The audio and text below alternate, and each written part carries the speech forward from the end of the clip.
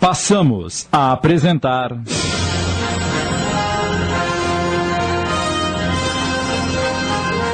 A Barca do Destino, minissérie de Amílcar Del Chiaro Filho, coordenação de texto Sidney Carbone.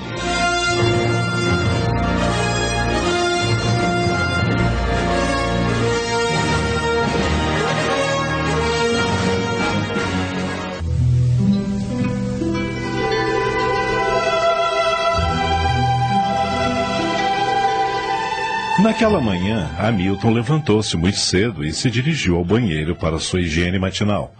Olhou demoradamente sua figura no espelho. Parecia querer entrar dentro de si mesmo pelos olhos. Subitamente, sua imagem sumiu e apareceu no espelho um campo de batalha. Um dos exércitos ele identificou facilmente. Era romano, talvez de antes de Cristo. O outro ele não sabia. O retinir das espadas, o resfolegar e o relincho dos cavalos, os gritos de comando, as imprecações, eram externadas em outras línguas, mas Hamilton entendia-as facilmente. De repente, o comandante do exército inimigo dos romanos parecia estar perdido. Ele caíra numa armadilha, ou assim parecia. Encurralamos Aníbal! Não deixe que ele escape! Maldito Aníbal! Este é o teu fim! Será, cônsul? Vocês é que estão perdidos! Numa manobra rápida, Aníbal escapa com seu cavalo por uma abertura estreita entre dois rochedos, e a sua cavalaria africana, os melhores cavaleiros do mundo, caem sobre o flanco da tropa romana, dizimando-a impiedosamente. Aníbal dá uma gargalhada e grita para o cônsul romano pouco antes dele morrer. Ainda não foi desta vez, cônsul, e não será nunca! Em seguida, chamou seu ajudante de ordens e determinou: escolha alguns homens e recolha os corpos dos oficiais romanos. Não permita que sejam saqueados. Se acharem o corpo do cônsul, preserve suas armas e seu bastão de comando, que devolveremos aos romanos. Enterraremos todos os oficiais com honras militares. As imagens desapareceram do espelho e Hamilton despertou do transe. Olhou o relógio de pulso e percebeu que tudo o que vira se passou em 3 segundos. Aquela foi a primeira visão de uma série que se sucederia por cerca de 3 meses. Naquele mesmo dia, ao anoitecer, ele teve uma nova visão. Não via apenas, mas parecia estar dentro do cenário. Divisou um homem muito forte caminhando pela rua de uma cidade muito antiga, mas que ele tinha a impressão de conhecer muito bem, levando pela mão um menino de 10 anos. Papai, o que vamos fazer no templo? Você já tem 10 anos e quero que faça um juramento. Por quê? Você verá. Pois sabe que somos inimigos dos romanos, não sabe? Sim, desde pequeno vivo entre as tendas dos seus soldados. Chegamos. Vou fazer a oferenda. Amílcar comprou um pequeno animal e o degolou ante o altar de Baal-Amon. Mandou que o menino colocasse a mão espalmada sobre o animal, que ainda tremia na agonia da morte, e disse-lhe: repita comigo. Eu, Aníbal Barca, filho do general Amílcar Barca. Eu, Aníbal Barca, filho do general Amílcar Barca. Juro pela minha honra. Juro pela minha honra. Odiar os romanos e jamais ser amigo deles, e dedicar minha vida de soldado para destruí-los, esmagá-los. Depois do juramento, Amílcar ajoelhou-se e abraçou o filho. O que ele não sabia era que em outro templo muito próximo, dedicado à deusa Tanit, uma grã sacerdotisa observara o sacrifício. Era alguém que o amava muito e dedicou-se à deusa porque Amílcar desprezara seu amor e casara-se com outra. Aníbal, um dia você será um general como eu e defenderá Cartago e as nossas cidades súditas contra Roma. Seu nome fará o inimigo tremer. Lembre-se de ser leal e justo para com seus soldados. Você terá que dar exemplos de coragem, ousadia, prudência, justiça e capacidade. Eu serei o maior guerreiro do mundo. Só não serei maior do que Amílcar Barca. Longe dali, em Túsculo, um menino pouco mais jovem que Aníbal brincava em torno de uma casa de campo. Embora eles nunca viessem a se encontrar em campo de batalha, Márcio Pórcio Catão seria um feroz inimigo de Cartago. Embora se tornasse guerreiro, preferiu a carreira política e tornou-se senador. E todos os seus discursos terminavam com a frase "Delenga est Cartago", ou seja, Cartago deve ser destruída. Aquelas visões provocaram a curiosidade de Hamilton a respeito de Cartago. Ele conhecia alguma coisa, mas era pouco. Deduziu que a cena vista do templo só poderia ser após a Primeira Guerra Púnica entre Roma e Cartago. Cartago foi fundada pelos fenícios em 814 a.C., com a finalidade de ser um entreposto comercial. Porém, a cidade cresceu muito e dominou os mares, passando a ser uma das várias cidades-estados. Os fenícios eram ótimos navegadores e logo dominaram os mares, combatendo a pirataria e criando uma era de prosperidade para o norte da África. Após consultar uma enciclopédia, Hamilton foi deitar-se e logo adormeceu. Quase que imediatamente foi visitado por uma mulher vestida de sacerdotisa. Eu te conheço. Você estava observando Amílcar Barca no alto de um outro templo. Sim. E venho para ajudá-lo a conhecer a história fantástica de Amílcar e Aníbal Barca. A cidade adotou vários deuses da região, entre eles Tanit, a deusa da fertilidade oriunda da Cananeia. Com a expansão de Cartago, foram surgindo cidades súditas e logo começaram as guerras com os gregos. Mas como Roma surgiu nessa história? Enquanto as guerras eram entre Cartago e a Grécia, havia equilíbrio. Mas surgiu Roma, com evidente política expansionista, e logo dominou todo o sul da Itália e cobiçou as colônias cartaginesas na Sicília. A guerra foi inevitável. Mas como Cartago perdeu 2 batalhas navais para os romanos, se os cartagineses eram os reis dos mares? Após perder algumas batalhas, os romanos tiveram a sorte de encontrar um navio cartaginês encalhado e abandonado. Em pouco tempo construíram algumas centenas de navios, seguindo o modelo cartaginês muito mais avançado. A guerra prosseguiu com imensa crueldade dos dois lados, até que em 240 a.C., Cartago rendeu-se a Roma, obrigando-se a pagar um pesado tributo. Como Cartago conseguiu manter a guerra por tanto tempo, se a sua população era pequena e não tinha exército próprio? O governo cartaginês recorria aos mercenários. Havia soldados de muitos lugares, porém o orgulho cartaginês era a seleta cavalaria africana.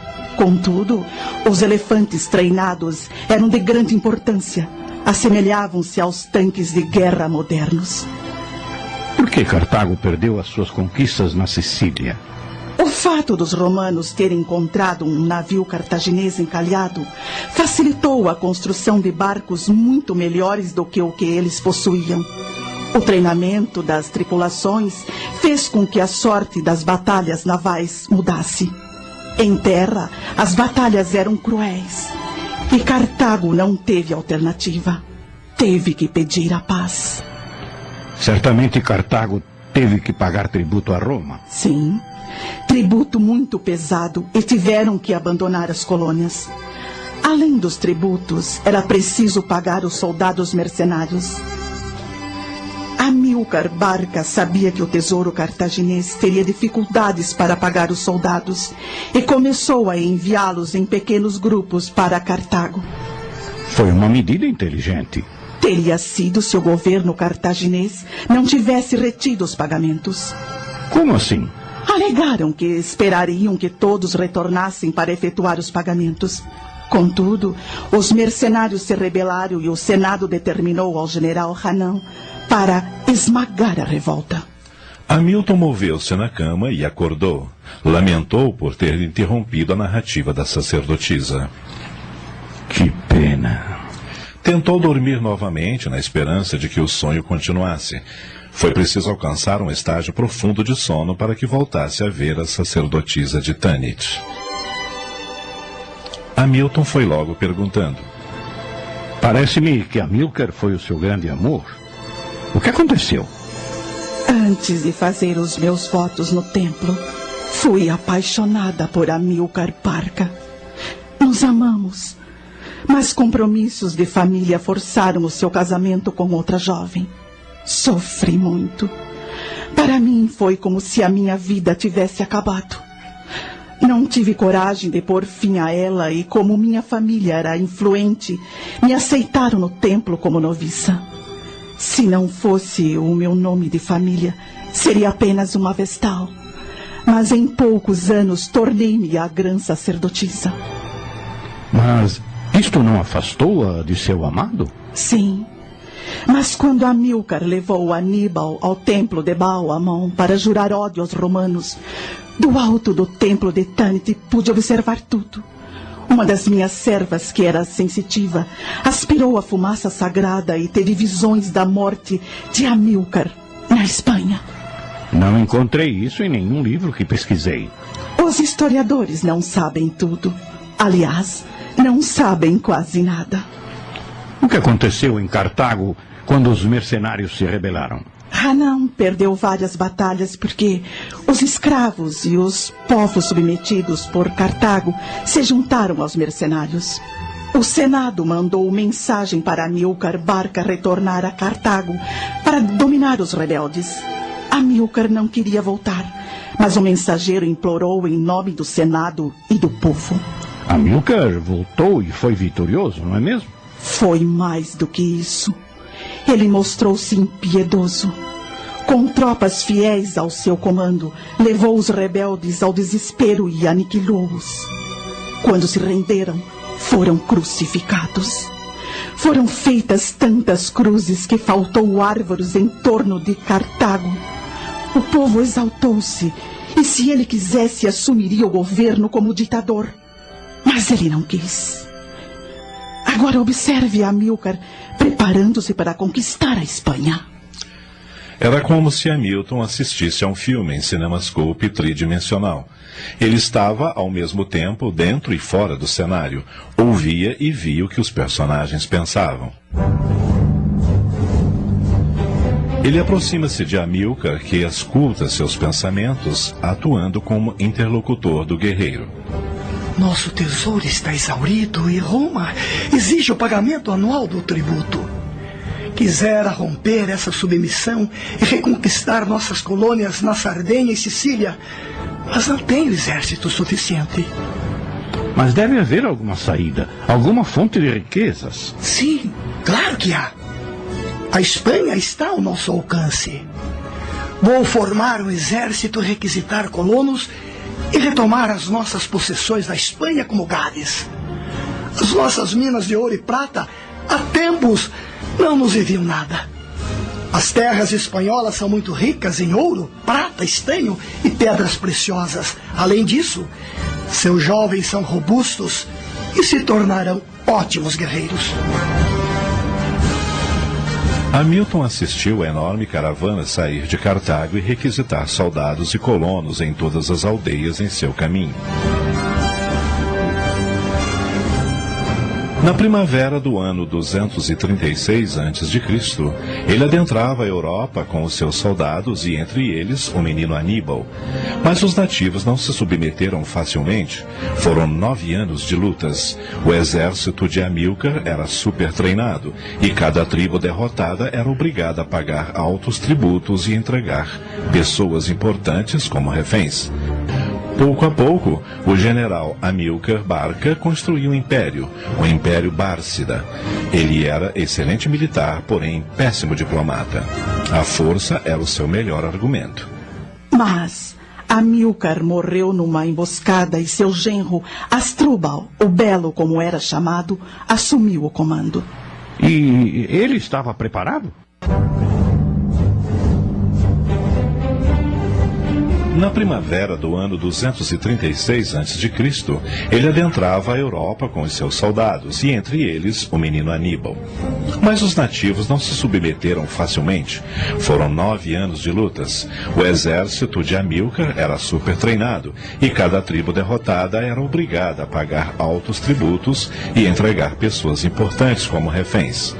Pouco a pouco, o general Amílcar Barca construiu um império, o Império Bárcida. Ele era excelente militar, porém péssimo diplomata. A força era o seu melhor argumento. Mas Amílcar morreu numa emboscada e seu genro, Asdrúbal, o Belo, como era chamado, assumiu o comando. E ele estava preparado? Sim. Além de ótimo guerreiro, era um fino diplomata e expandiu os domínios bárcidas na Espanha. Contudo, alguns anos depois, ele também foi assassinado e as tropas elegeram Aníbal para comandá-las. Aníbal era tão parecido com o pai que os soldados mais supersticiosos acreditavam que era o próprio Amílcar que retornara para comandá-los. Mas observe o que se passa no acampamento cartaginês. Hamilton viu toda a azáfama do acampamento militar se preparando para a marcha. Corria o boato que estavam indo para os Montes Pirineus e depois deveriam transpor os Alpes e entrar na Itália. O plano era uma loucura, pois as montanhas eram verdadeiras fortalezas naturais. Precisamos forçar a marcha, pois estamos atrasados. Pretendia atravessar as montanhas antes do frio forte, pois vamos chegar em pleno inverno. Seria prudente adiar a marcha, mas não posso. Aníbal enviou mensageiros para conversarem com as tribos que estavam no seu caminho, mas elas não acreditavam nas boas intenções do general. Nesse momento, seu irmão, que também se chamava Asdrúbal, se apresenta a ele. Temos problemas logo à frente. De que se trata? Um largo e profundo rio. Na outra margem, uma cidade gaulesa com seu exército pronto a nos atacar. Não aceitaram falar conosco. Vou te confiar uma missão importante, Asdrúbal. Requisite um grande grupo de espanhóis, pois são ótimos nadadores, e suba pela margem do rio o suficiente para não serem vistos, e atravessem a nado. Contorne a cidadela inimiga e posicione-se na sua retaguarda.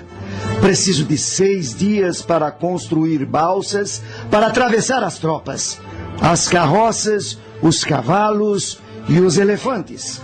Não se preocupe, estaremos a postos no momento do ataque.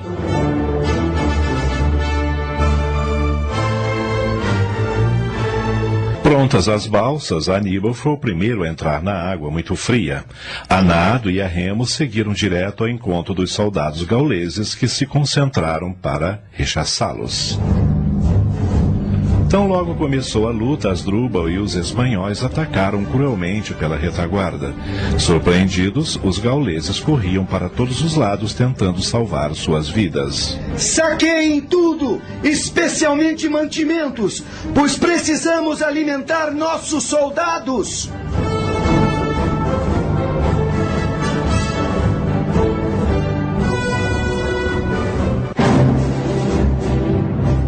O enorme exército seguiu em frente e dias depois começaram a subir os Alpes. No caminho, mais uma tribo gaulesa. Mais uma vez, Asdrúbal foi parlamentar sem sucesso.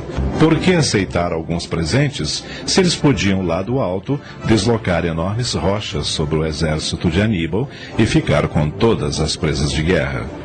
Aqui estamos em situação crítica. Olha aquela rocha! Ela vai rolar sobre nós! Salte, Aníbal! Salve sua vida!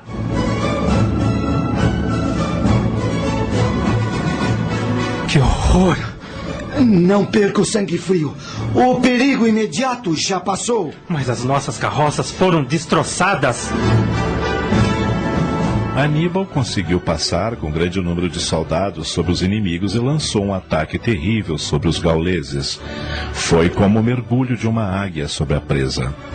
O castigo aos nativos foi terrível.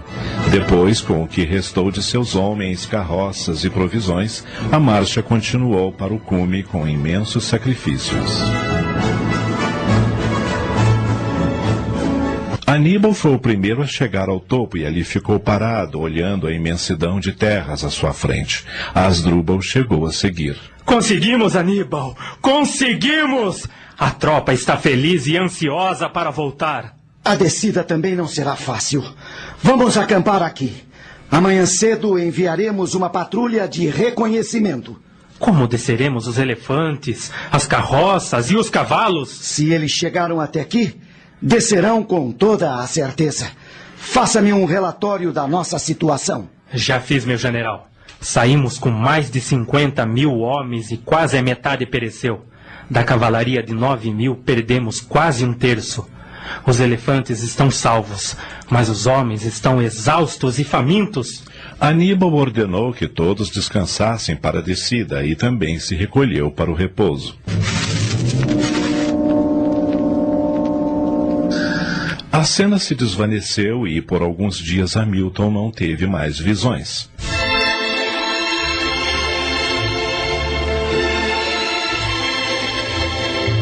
Algumas noites depois, Hamilton ligou o computador e trabalhou até a exaustão. Depois, recolheu-se ao leito e logo as cenas do passado se abriram em sua mente.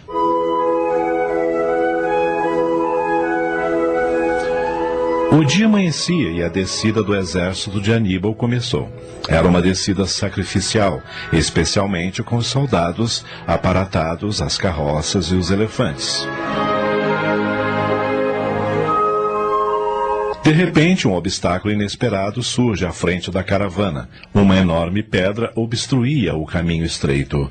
Aníbal chamou um de seus capitães e ordenou: leve sua tropa e cortem muitas árvores. Em seguida, coloquem-na em torno da pedra e até em fogo. Quando a pedra estiver quente, despeje vinagre e o vinho que está azedando e ela se partirá facilmente. A descida foi realizada e os soldados de Aníbal saquearam fazendas e mataram animais para se alimentarem. Em breve, o cônsul Cipião veio barrar as tropas invasoras. Houve um breve combate, como se fosse um teste de capacitação de cada exército. O cônsul romano Cipião foi ferido gravemente e passou a evitar qualquer enfrentamento até que o outro cônsul, Semprônio, chegasse com suas tropas. Hamilton perguntou então à sacerdotisa: por que o cônsul e não o comandante ou o general? Na Roma antiga, no período republicano, eram eleitos 2 cônsules a cada ano, que tinham o poder da monarquia, além de serem chefes do exército e podiam recrutar soldados. Cada cônsul comandava 4 legiões. Cada legião tinha cerca de 3 a 5 mil soldados, e 4 legiões formavam um exército consular. Mas observe os planos de Aníbal e o espírito de Amílcar ajudando na ação do combate. Eu não consigo ouvir o que dizem. O que está acontecendo? Aníbal chamou o seu irmão mais jovem, Magão, que estava ansioso para se tornar guerreiro, e confia-lhe uma importante missão. Aníbal, como de seu hábito, já havia examinado o terreno onde poderia ocorrer a luta. Magão, esta é a oportunidade de tornar-se um guerreiro. Leve 300 homens com você e escondam-se naquela ravina junto ao córrego. Esperem a tropa romana passar e ataquem-na pelas costas. Não se preocupe, porque nós traremos os romanos até o riacho.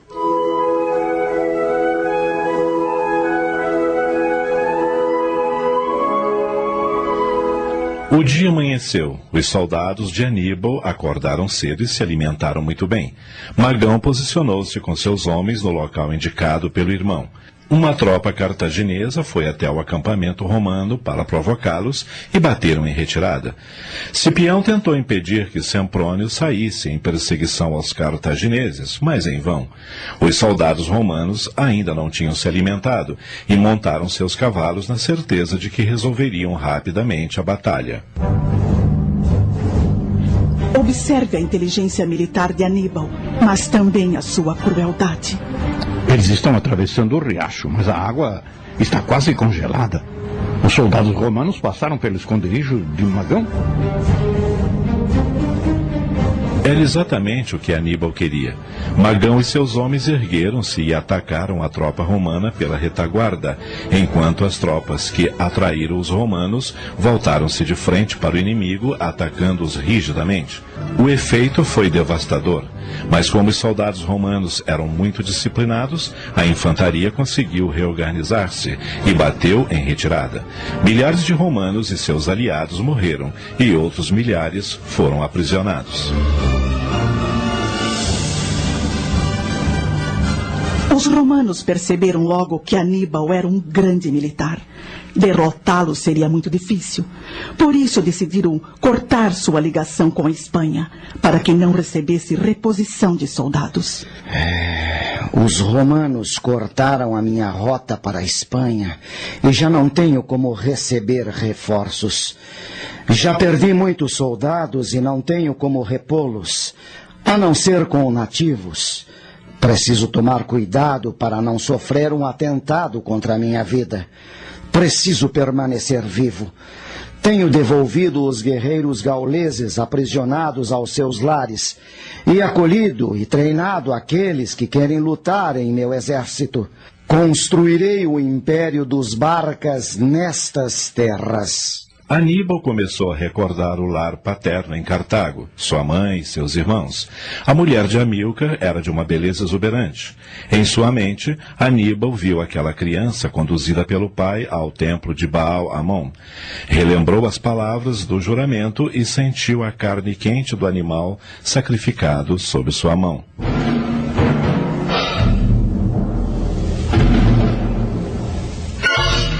Enquanto isso, Roma elegeu 2 novos cônsules, Flamínio e Servílio.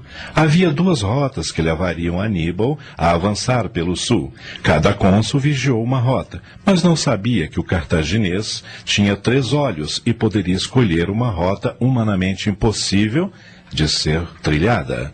Os gauleses que lutavam no exército de Aníbal estavam sequiosos por terras e este procurou entusiasmá-los. Nossos espiões constataram que os romanos estão vigiando as 2 estradas que levam ao sul, mas já fiz a minha escolha.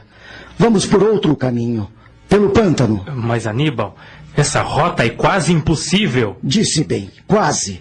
Portanto, não é impossível. Vamos colocar à frente os melhores e mais disciplinados soldados, os espanhóis e os africanos, e o comboio com a bagagem no meio deles. Depois, os milhares de gauleses.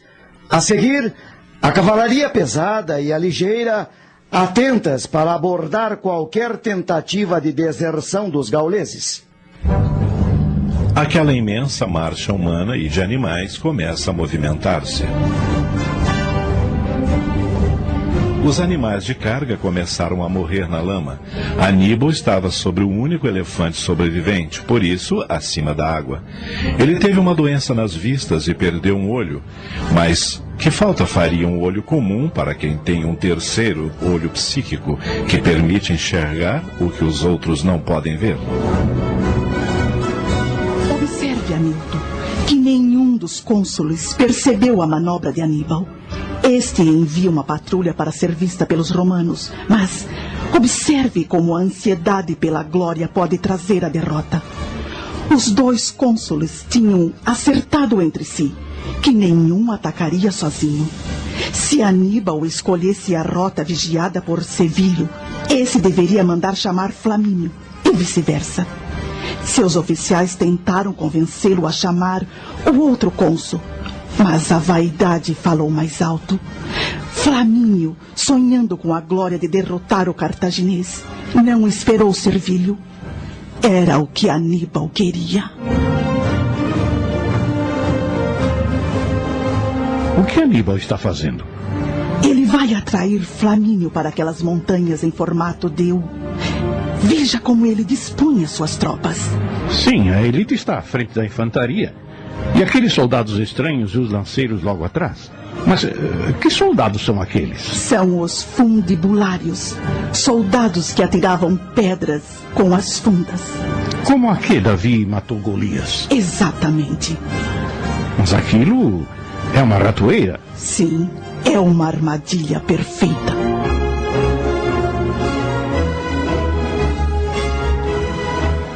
Flamínio chegou ao palco do combate já ao anoitecer e montou acampamento. Tão logo nasceu o dia, Flamínio estava ansioso para atacar e evitar que o invasor se aproximasse de Roma. A manhã estava brumosa, mas a neblina não impedia a visão de quem estava acima, como os cartagineses. Os soldados romanos começaram a entrar na armadilha. Aníbal ordenou que as pesadas trombetas de bronze soassem. O som por si era aterrador, e mais aterrador foi o ataque dos comandos de Aníbal. Atacar! A batalha durou 3 horas e foi terrível. 15.000 romanos e aliados morreram. Outros 15.000 foram aprisionados. Como fazia sempre, Aníbal libertou os soldados que não eram romanos. Da parte do exército cartaginês, houve 1.500 mortes. Recolham as armas e os cavalos, mas respeitem os corpos dos oficiais romanos. Digam aos gauleses, aliados dos romanos, que estão livres. Mas se quiserem, podem lutar ao nosso lado. Marbal, comandante da cavalaria africana, aproxima-se de Aníbal e diz-lhe feliz: Agora vamos saquear Roma, não é mesmo? Recolham as armas e os cavalos, mas respeitem os corpos dos oficiais romanos. Digam aos gauleses, aliados dos romanos, que estão livres. Mas se quiserem, podem lutar ao nosso lado. Marbal, comandante da cavalaria africana, aproxima-se de Aníbal e diz-lhe feliz: Agora vamos saquear Roma, não é mesmo? Não, Marbal, não podemos. Por que não? Os romanos estão morrendo de medo. É agora ou nunca. Sinto muito, mas não temos instrumentos para vencer os muros. Pois vamos construí-los. Não temos construtores. Ah, Aníbal, os deuses deram a alguns homens uma grande capacidade de vencer batalhas, mas não lhes ensinaram o que fazer com as vitórias. Desesperados com a última derrota, os romanos elegeram um ditador, Quinto Fábio Máximo. Ele assumiu o comando do exército e despertou o zelo religioso do povo.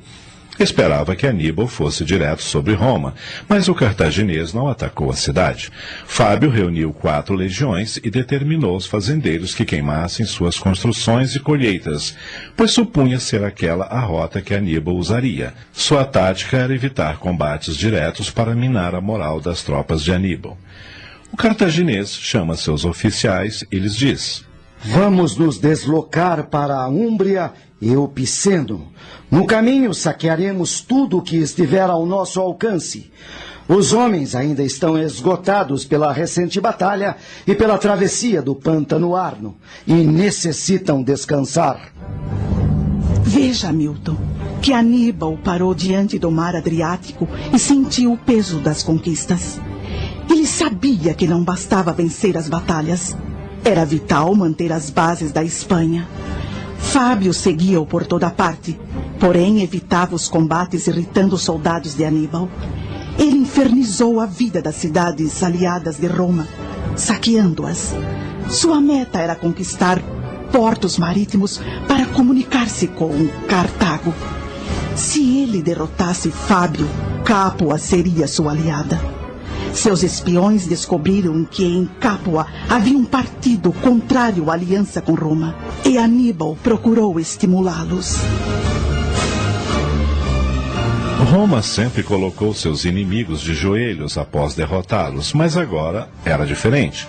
A cada cidade incendiada e saqueada, mais oficiais romanos se punham contra o ditador. Minúcio era chefe da cavalaria romana e sonhava em recuperar o orgulho perdido na Batalha do Arno. Aníbal, maliciosamente, não permitiu que os seus soldados saqueassem propriedades de Fábio. Isso despertou desconfiança em Roma. Fábio também era sagaz e preparou uma armadilha, fechando a retaguarda das tropas cartaginesas, vigiando possíveis rotas de fuga. Aníbal resolve arriscar uma cartada. Montou acampamento bem às vistas dos romanos. Fábio acreditou que o cartaginês finalmente caíra na armadilha. Os longos anos em território italiano e as inúmeras batalhas fizeram com que Aníbal soubesse como pensavam os romanos. Ele chamou seu irmão Asdrúbal e... reúna soldados suficientes para tocar 2.000 cabeças de gado.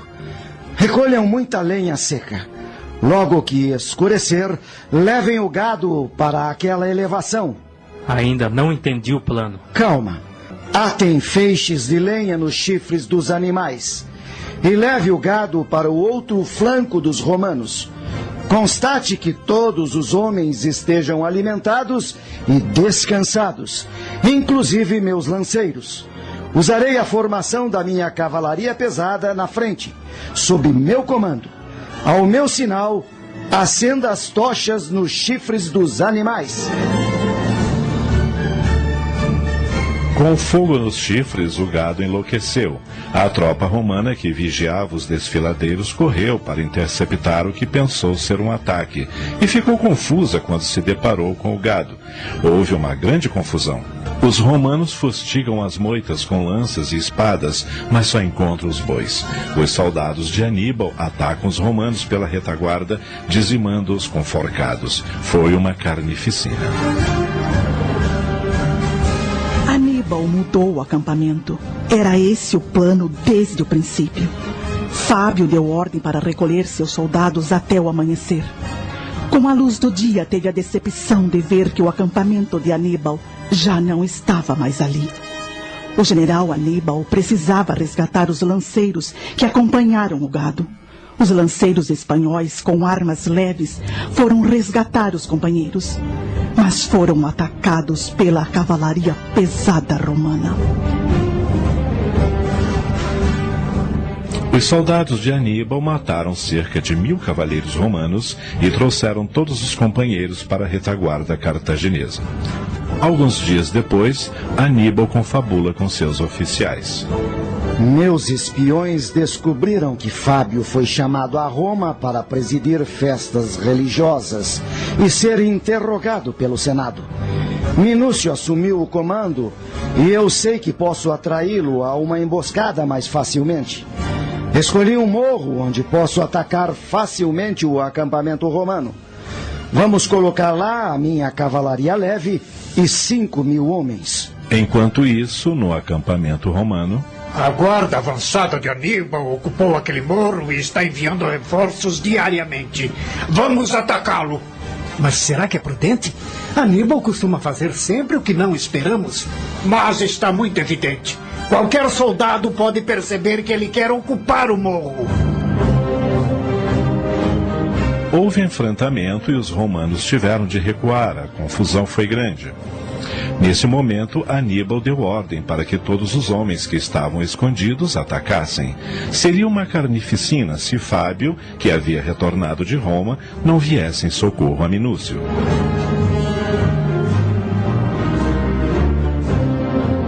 Não houve mais combates naquele ano. O mandato de ditador de Fábio terminou e Roma elegeu 2 cônsules, Servílio, que já fora cônsul, e Marco Atílio Régulo, que havia substituído Flamínio quando este morreu na Batalha do Transimeno. Essas batalhas são conhecidas dos historiadores ou apenas eu estou vendo-as? Muitos historiadores antigos e modernos escreveram sobre elas, mas o que apenas você conhece é o olho psíquico de Aníbal, pelo qual Amílcar Barca via o campo de batalha e influenciava o filho nas decisões. Como foi a Batalha de Canas? Parece-me que foi a mais importante vitória de Aníbal e a mais decepcionante para os seus capitães, não é mesmo? Acompanhe você mesmo. Comece ouvindo as reflexões de Aníbal. Esgotamos todos os suprimentos aqui em Gerônio. Diz o bom senso que devemos abandonar nossa sólida posição aqui, porque o exército romano recebe suprimentos regularmente. Aníbal convocou seus irmãos Asdrúbal e Magão para expor seus planos. Estamos informados que Roma decidiu que este ano terão que nos derrotar de qualquer maneira. Seus novos cônsules são Emílio, Paulo e Varrão. Sabemos que convocaram muitos homens e formaram um grande exército. Mas um grande número de soldados são cidadãos pacíficos, não acostumados às lutas. E este será o nosso grande trunfo. Nosso próximo passo é a cidade de Canas.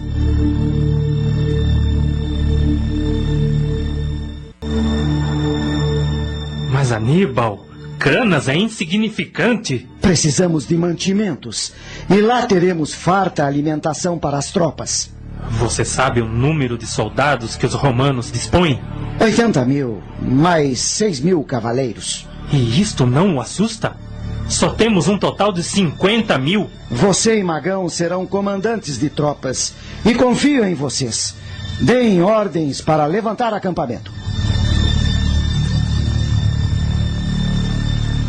Aníbal sabia que o grande exército romano também se deslocava para Canas. Ele chegou primeiro e examinou o terreno, como sempre fazia. Paulo Emílio era comedido e Varrão muito impetuoso. Aníbal apostava que Varrão não se conteria por muito tempo e dispôs suas tropas em forma de lua crescente, com extremos pontiagudos, o que foi surpreendente para os romanos. Não teria sido mais interessante nos posicionarmos do outro lado? Observe a posição do sol. Está a pino. Daqui a pouco começará a declinar às nossas costas e baterá em cheio nos olhos dos romanos. O sol será nosso aliado. Entendo. Meus cumprimentos. E não é só. Você conhece este vento? É o siroco. Além do sol batendo em seus olhos, eles terão a poeira da areia levantada pelo siroco. Os dois exércitos estavam frente a frente. O sol, até instantes atrás a pino, agora já declinava para as costas dos cartagineses. Varrão percebeu a armadilha, mas não podia fazer mais nada. Entretanto, pensou que nem os fenômenos naturais poderiam deter o seu numeroso exército. Marbal, comandante da cavalaria africana, admirou-se ao ver um verdadeiro mar de homens e disse a Aníbal: Nunca tinha visto tal quantidade de soldados. É impressionante. Pode ter certeza que nenhum deles se chama Marbal e tem a valentia do meu comandante da cavalaria leve, os valentes africanos. A uma ordem dos dois comandantes, as pesadas cornetas tocaram, e Aníbal ordenou que os espanhóis e os gauleses avançassem sobre a cavalaria romana. Deixemos que Aníbal descreva a batalha. Meus cavaleiros espanhóis e gauleses avançaram sobre a cavalaria pesada romana e o embate foi terrível. Momentos depois, poucos cavaleiros dos dois lados estavam montados. A maioria estava a pé e lutava escarnecidamente. A uma ordem do cônsul Varrão, a cavalaria romana recuou como pôde e abriu um vazio no centro da batalha. A uma ordem minha, a cavalaria pesada, comandada por Asdrúbal, atacou destroçando a ala direita romana, colocando em fuga toda a cavalaria aliada dos romanos. Asdrúbal deixou que os seus soldados perseguissem a cavalaria romana. As minhas tropas africanas, armadas pesadamente, ladeavam as legiões romanas. Mandei que soassem as trombetas. Os da ala direita volveram-se para a esquerda, e a ala esquerda volveu-se para a direita. Asdrúbal, que a princípio saiu em perseguição à cavalaria romana, abandonou a perseguição para os seus soldados, voltou e atacou as tropas inimigas pela retaguarda para completar a terrível armadilha. As colinas de Canas presenciaram um verdadeiro massacre. A planície transformou-se num matadouro.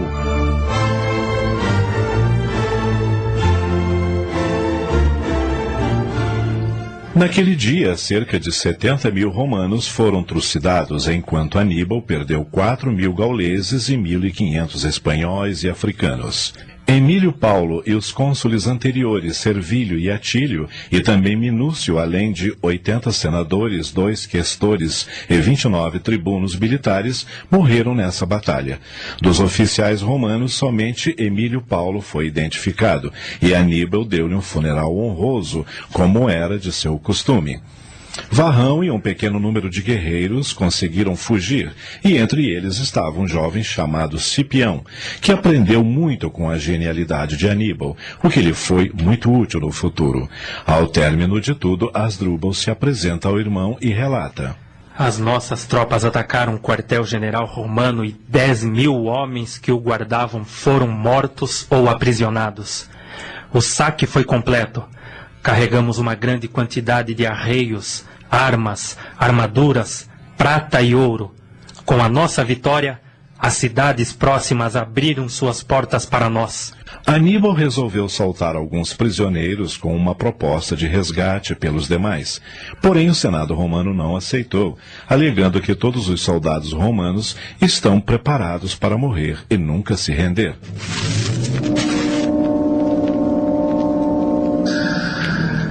Incapacitado de receber reforços, Aníbal mandou Asdrúbal a Cartago, levando troféus de guerra e pedindo empenho em enviar soldados, pois seu exército estava desfigurado. O Senado cartaginês, influenciado por senadores inimigos da família Barca, negou o pedido e mandou Asdrúbal para a Espanha.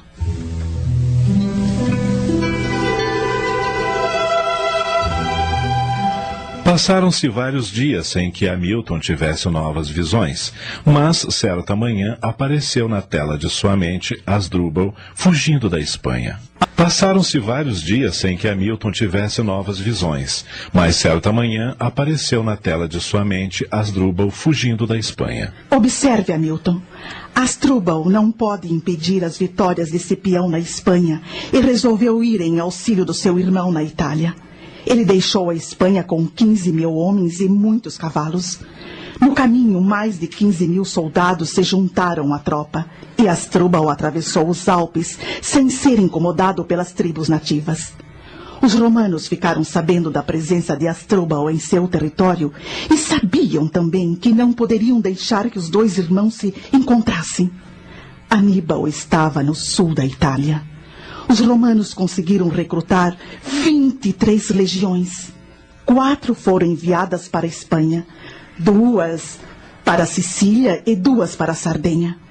Cláudio Nero e Marco Lívio, os cônsules eleitos para o ano, ficaram com 15 legiões. Sei que Aníbal está no sul da Itália. Enviei-lhe um mensageiro, mas ele deve ter sido interceptado. Teremos uma formidável batalha pela frente, mas posso vencer. Só a morte poderá me impedir de encontrar meu irmão. Contudo, Cláudio Nero mandou avisar o Senado que iria se juntar a Marco Lívio para impedir o avanço de Asdrúbal, e galopou com 6.000 homens para o norte. Antes, ele enviou mensageiros para preparar alimentos e cavalos descansados a cada parada. Chegaram antes da batalha. Na manhã seguinte, os soldados de Asdrúbal ouviram toques de cornetas, o que indicava que havia 2 cônsules no acampamento. Asdrúbal foi avisado. 2 cônsules no mesmo acampamento só pode significar que Aníbal foi vencido. Toda a minha luta para levar-lhe reforços foi em vão. Asdrúbal desespera-se. Agora já não fazia sentido sua luta, mas ele não podia falhar com os seus soldados. Chamou o ajudante de ordens e deu instruções para a batalha. Amílcar Barca, ao seu lado, mas invisível, tentava dizer-lhe que Aníbal estava vivo e com os reforços poderia derrotar as legiões romanas. Mas Asdrúbal não percebia. A luta foi épica. Cada cônsul comandou uma ala.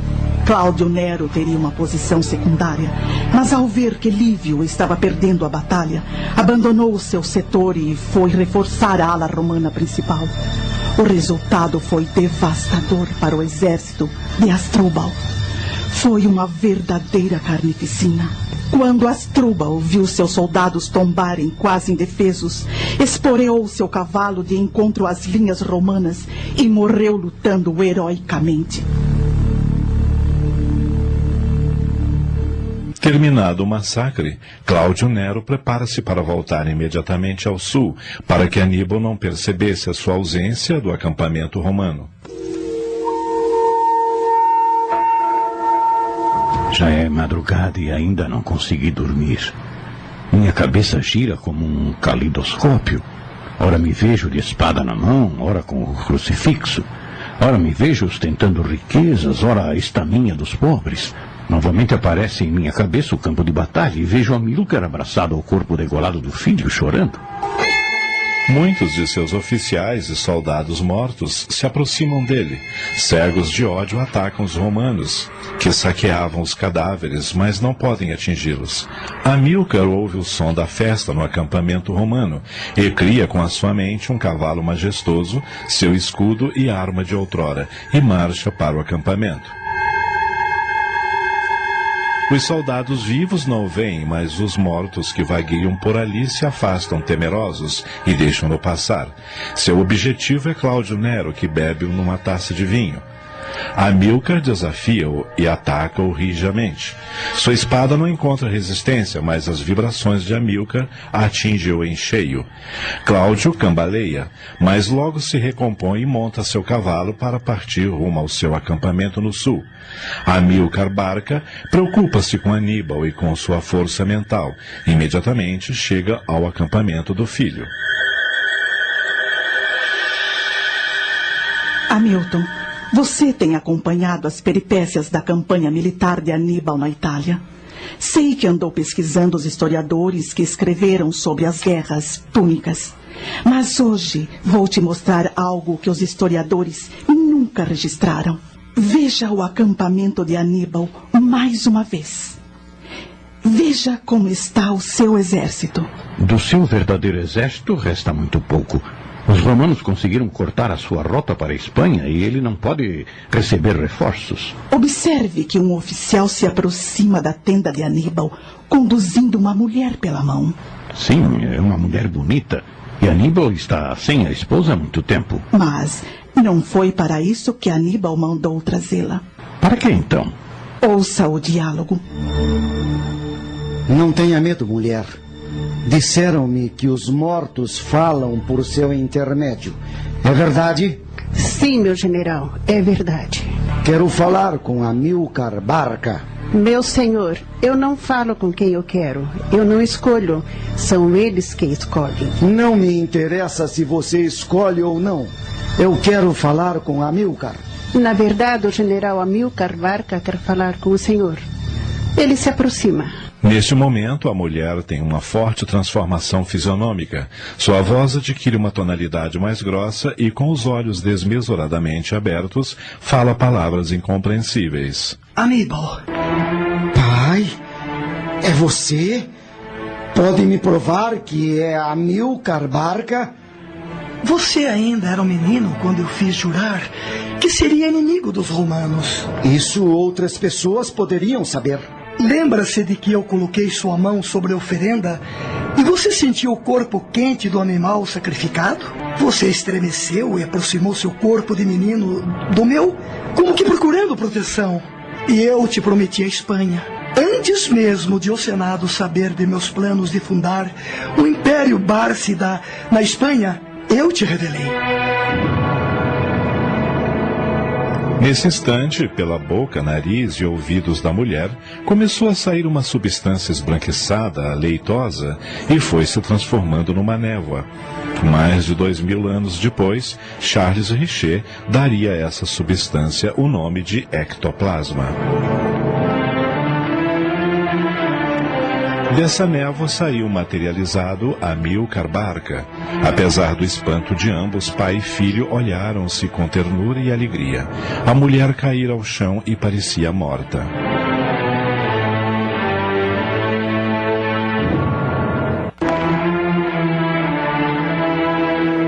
Pai, penso em voltar para Cartago, pois Cipião prepara-se para conquistar a África.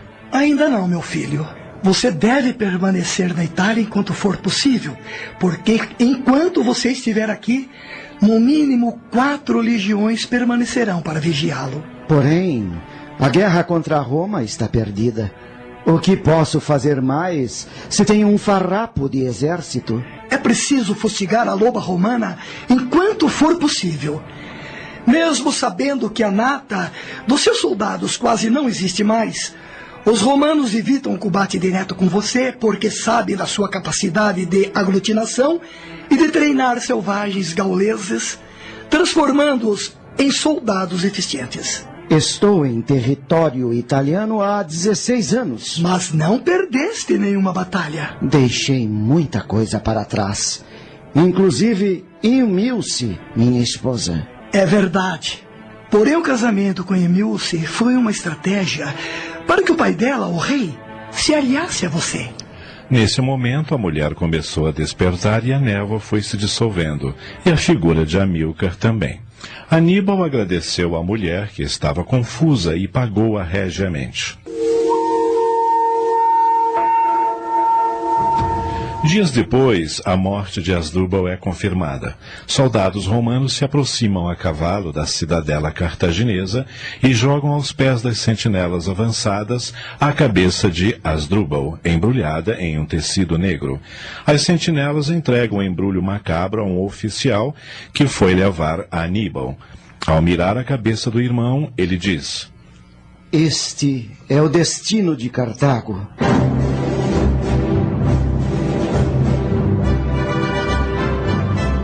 Mais uma vez, Aníbal colocou seu exército em marcha e, ao ver a movimentação, Hamilton pergunta à sacerdotisa: Para onde vai Aníbal? Para as montanhas de Brúteo, numa região selvagem.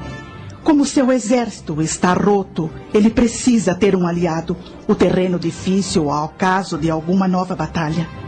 Veja como algumas legiões seguem os movimentos das tropas de Aníbal. É a única estratégia possível para evitar que Roma envie legiões para reforçar Scipião na Espanha. Mesmo sem receber novas legiões, Scipião esmagou as tropas cartaginesas e seus aliados na Espanha. Além das vitórias militares, Scipião era ótimo diplomata e ia amealhando aliados e sendo impiedoso para com as cidades que não se aliassem a ele ou que ajudassem os cartagineses.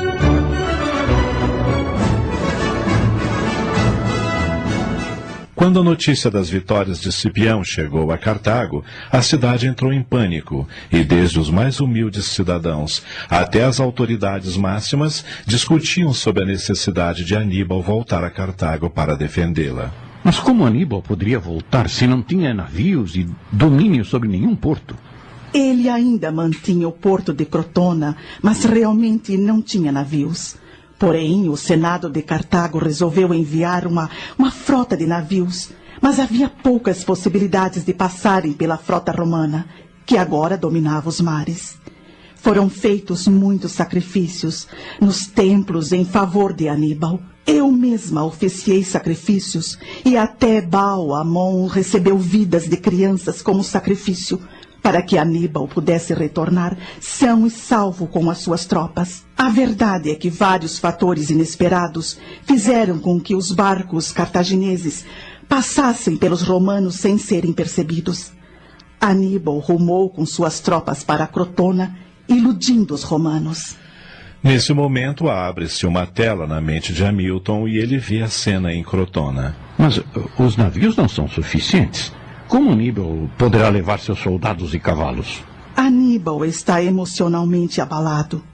Foram 16 anos em território italiano. Muitos de seus soldados, que eram também amigos seus, morreram. Cartago já era para ele uma cidade estranha. Aníbal observa suas tropas e os cavalos. Evidentemente, estes não poderiam embarcar pela falta de espaço.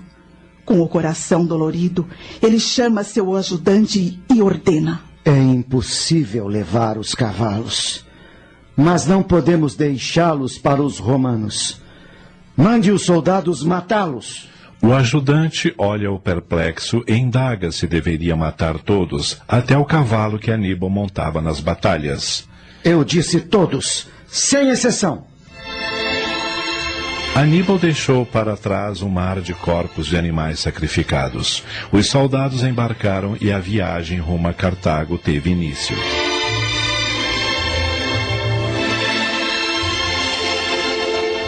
Estou perplexo com a comunicação mediúnica de Amílcar Barca há 2.200 anos. Pode você me explicar? Você sabe que a mediunidade sempre existiu. Não importa o quanto você recue no tempo. Sim, eu sei, mas como aquele meio rústico poderia ter pessoas sensíveis? Como Amílcar poderia saber que aquela mulher poderia interpretar seu pensamento?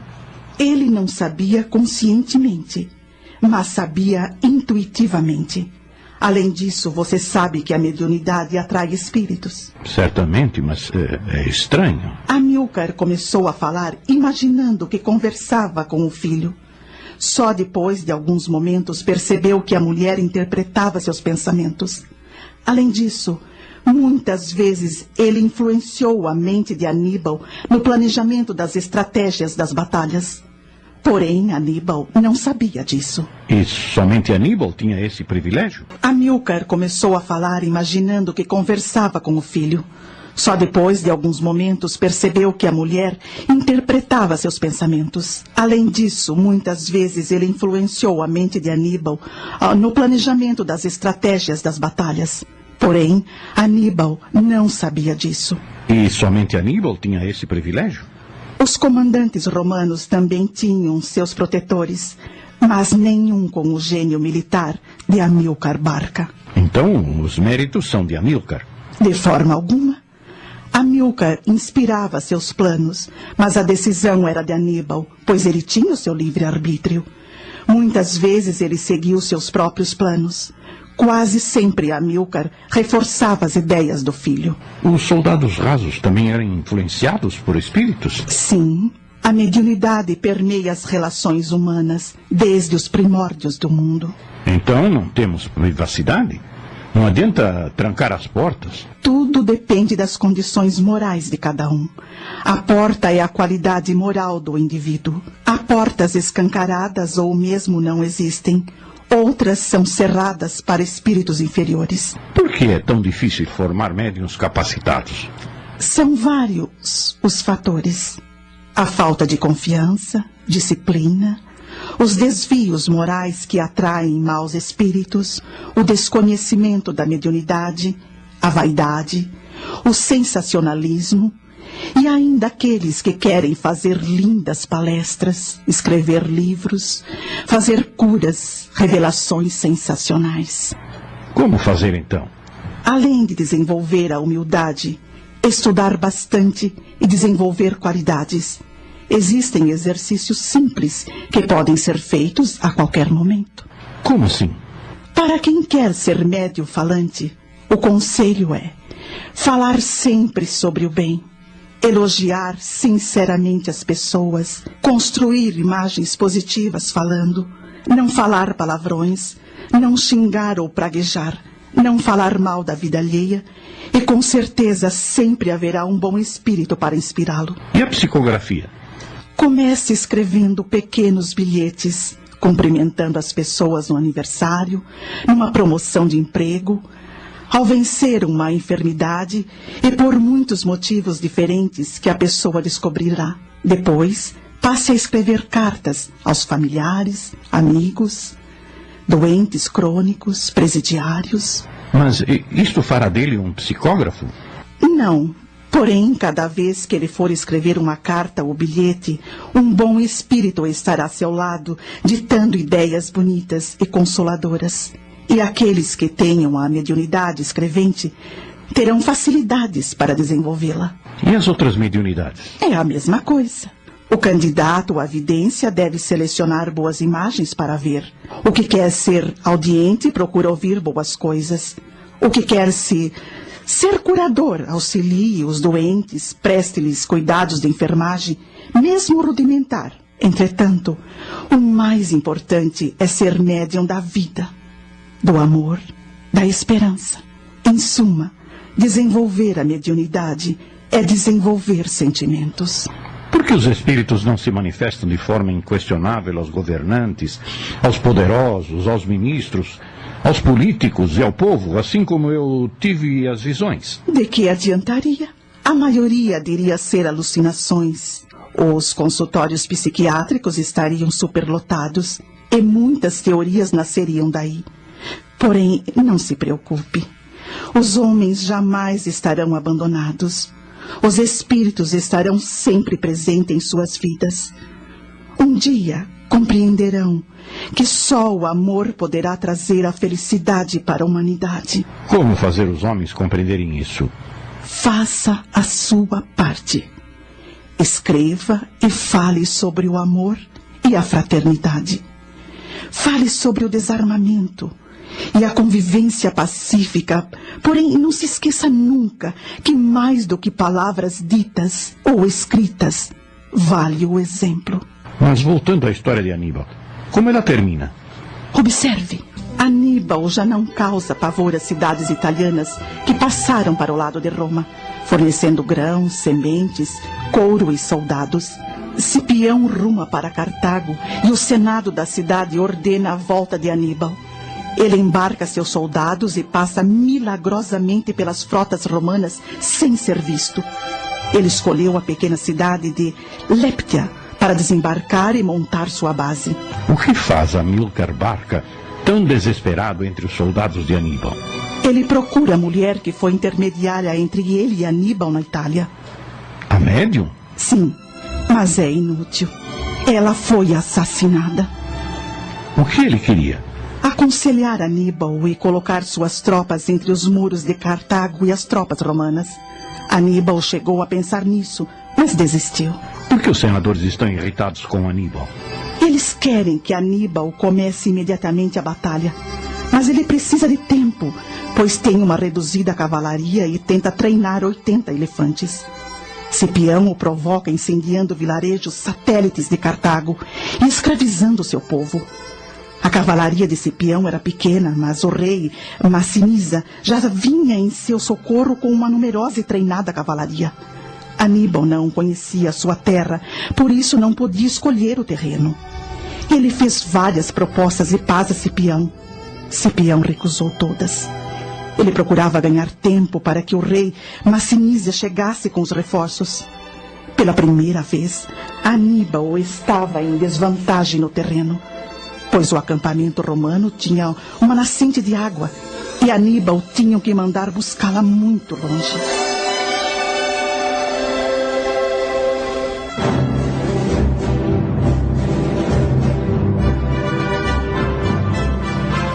Finalmente, no verão de 202 a.C., o calor insuportável, os dois exércitos estavam posicionados como em um tabuleiro de xadrez.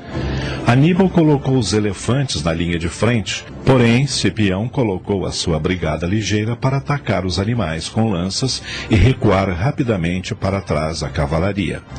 A princípio, os elefantes fizeram furor, porque os cavalos romanos não estavam acostumados com o forte cheiro dos paquiderbes e com o som dos seus barridos. Mas eles eram semi-treinados e os romanos fizeram muito barulho com trombetas e batendo peças de bronze umas nas outras e espetaram-no com lanças. Os animais recuaram contra a cavalaria cartaginesa, destroçando-a. Massiniza atacou a ala esquerda da cavalaria de Aníbal e colocou em fuga. Lélio, um dos comandantes romanos, atacou a ala direita, já destroçada pelos elefantes, que também saiu em fuga. Lélio e Massiniza saíram no encalço dos soldados. Os veteranos de Aníbal equilibraram a batalha, mas com o retorno das duas cavalarias, a luta se tornou inclemente.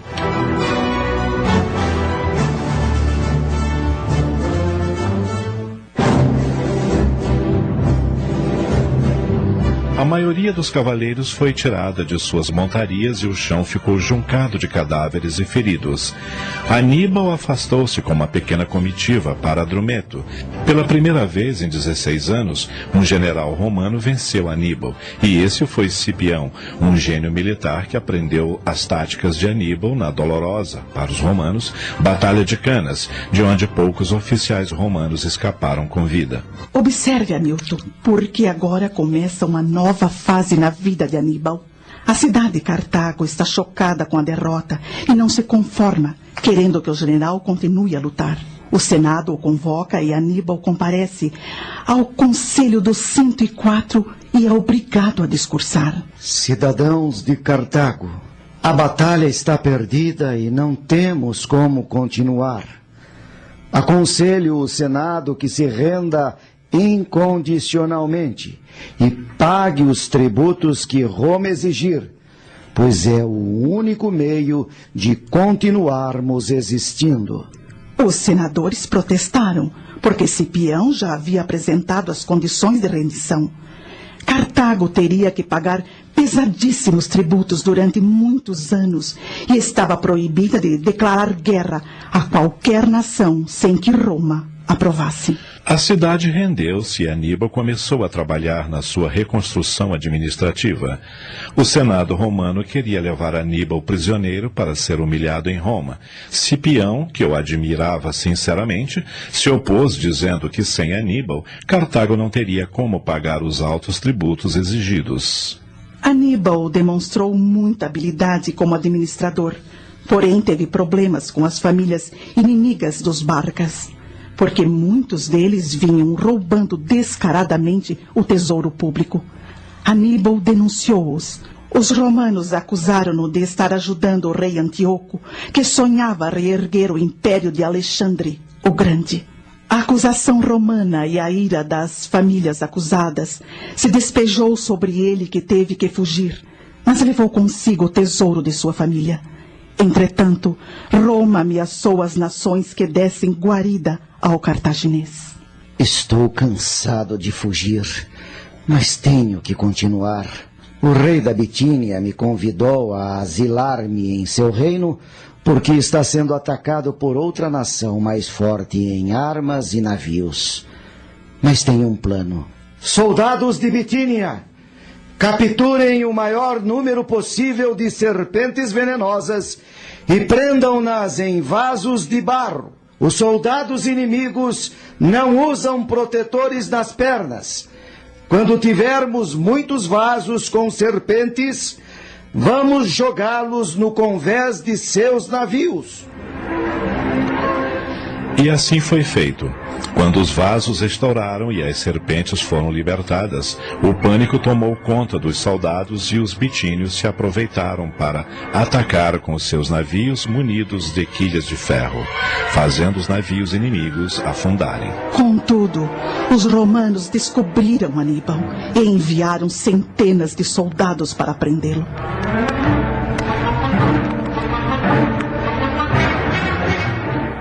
Observe, Hamilton. Vejo Aníbal tranquilamente sentado com uma taça de vinho na mão. Ele parece recordar sua carreira militar.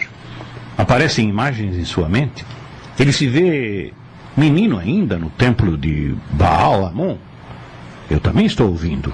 Eu juro que jamais serei amigo dos romanos e dedicarei minha vida para destruí-los. Agora ele está despejando no vinho um pó guardado num pequeno compartimento secreto de seu anel. General Aníbal, você está cercado. Não há como escapar.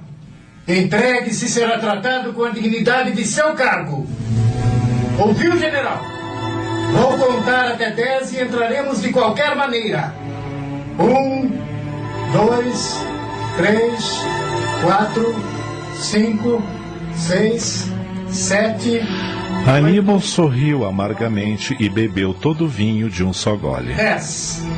Arrebentem as portas e janelas! Mas, para desapontamento do comandante romano, Aníbal escapou mais uma vez. Seu corpo estava estirado no chão morto, mas o Aníbal espírito mais uma vez escapou de um cerco romano.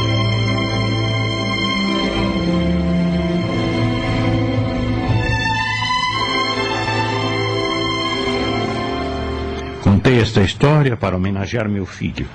Depois de muitas provas e expiações, temos a culminância. Enquanto Aníbal sorvia o vinho envenenado, cerca de 2.200 anos depois, o corpo de um jovem excepcional sofre uma parada cardiorrespiratória ao extrair um dente e desencarna. Aníbal, agora como Marcos, deixa o mundo de forma traumática, mas está redimido de seus crimes, porque muito amou. Amei Amílcar Barca há mais de 2.200 anos, com uma paixão devastadora. Como fui preterida, recolhi-me ao templo da deusa Tanit, onde cheguei a ser grã sacerdotisa. Mas hoje amo Amílcar Barca com um irmão muito querido. Amílcar, Aníbal, Cipião, o africano, Asdrúbal, Magão, Marbal e os grandes guerreiros do passado são o passado. Hoje lutam pela paz, pela justiça social, pelo amor fraterno. Estamos todos empenhados a construir um mundo novo. Não se assuste com a violência, o desamor, a corrupção que domina o mundo, pois são apenas as contrações que precedem o parto. Esse mundo velho e corrupto está grávido, e a breve tempo nascerá um mundo novo. Mas por ora temos que suportar as dores das contrações deste fabuloso parto.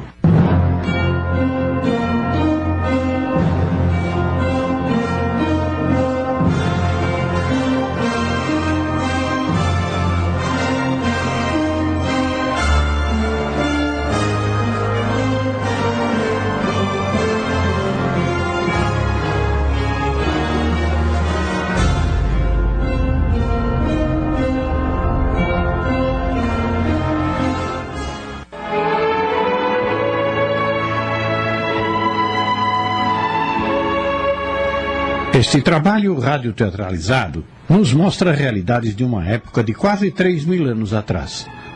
Neste relato, vemos o passado guardado no inconsciente de Hamilton, revelando-se quer como sonho, quer como momentos de êxtase semiconsciente. Esse é um processo que atinge a todas as criaturas, encarnadas ou desencarnadas, dentro de necessidades específicas de aprendizado e amadurecimento. O que nos parece mais relevante nesta apresentação é a verificação da realidade do relacionamento dos povos da época, quando o que prevalecia era o poder das armas. Direitos e deveres eram praticamente inexistentes. Muito importante constatarmos como o tempo vai modificando o sentimento dos seres humanos através das experiências dolorosas que se transformam em lições imperecíveis. A doutrina espírita esclarece que a dor é a grande advertência para que a criatura possa refletir sobre as verdades mais sábias e construtivas. Tentando evitar novos sofrimentos, nos tornamos mais precavidos, e esse viver vai nos penetrando o espírito, passando a ser a chave de nosso aprimoramento espiritual. Cada um de nós, aprendendo com a vida, se torna construtor do mundo melhor que passamos a usufruir. Vida após vida, vamos nos tornando mais espiritualizados, merecendo ambientes cada vez mais puros, com o amor prevalecendo. A Rede Boa Nova de Rádio apresentou A Barca do Destino, minissérie de Amílcar Del Chiaro Filho, coordenação de texto Sidney Carbone.